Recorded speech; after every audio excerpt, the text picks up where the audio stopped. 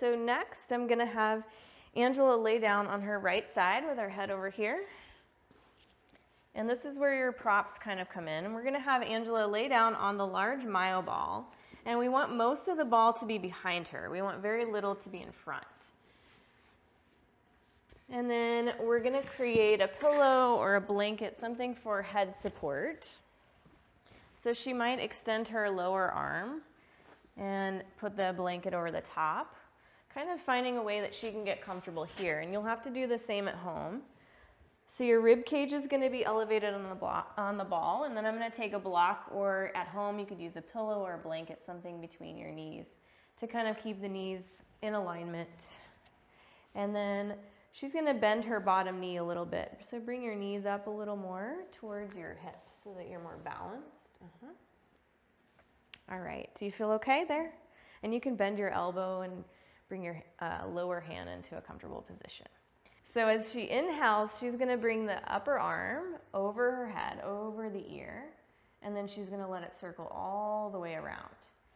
And you'll notice as she starts to do this, she's a little bit stiff in that motion. This is the first time we're moving her arms today. So if you haven't done a practice that has warmed up your arms, you might feel some restriction in your rotator cuff. So she's moving in her range of motion right now, breathing in as the arm comes up over her head, and breathing out as the arm comes down.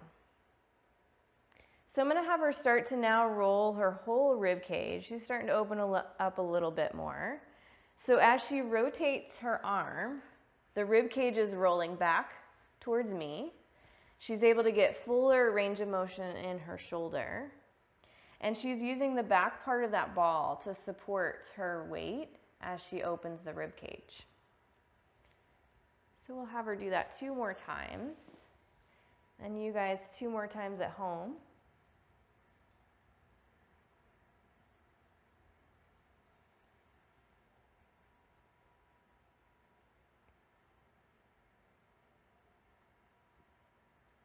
Good, and then relax your arm wherever it's comfortable. Take another deep breath in, lateral breath, and exhale.